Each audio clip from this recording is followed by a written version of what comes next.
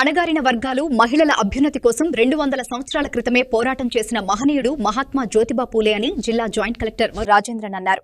పూలే 200వ జయంతి సందర్భంగా స్థానిక కలెక్టరేట్లోని పీజీఆర్ఎస్ సమావేశ మందిరంలో ఘనంగా కార్యక్రమం నిర్వహించారు.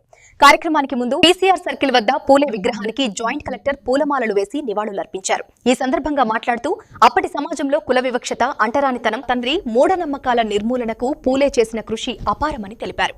1848లో తన భార్య సావిత్రిబాయి పూలేతో కలిసి దేశంలో తొలి దర్శకుడయ్యారని కొనియాడారు.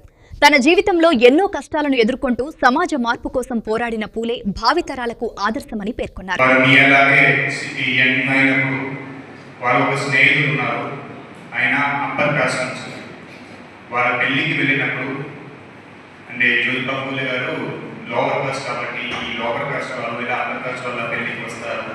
ఇలాగే పెద్దలందరూ మాట్లాడి ఆయన బయట పంపించారు పెళ్లి గురించి. ఆ రోజు జ్యోతిబా పూలే గారు నిర్ణయం తీసుకున్నారు. అంటే మన సమాజంలో ఈ కుల వివక్ష ఎంత దారుణంగా ఉంది అని ఆ రోజు వాళ్ళకి అర్థమైంది. అది అర్థమైనప్పుడు వాళ్ళ జీవితంలో మొత్తం తర్వాత జరిగిన సత్యశోధ సమాజ సంస్థ వాళ్ళు స్థాపించారు.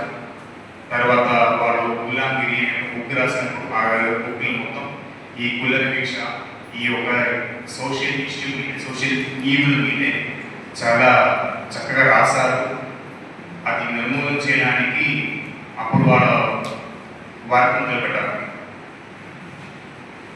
తర్వాత మనం ఇంకా బాల్య వివాహం గురించి మాట్లాడితే కూడా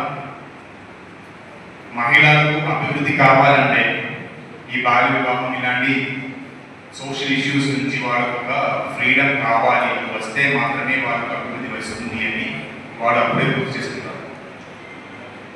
దానికోసం జ్యోతిబా పూలే గారు వాళ్ళ వైఫ్ అంటే భార్య సావిత్రి పూలే వీళ్ళిద్దరు కలిసి చాలా పోరాటం చేశారు.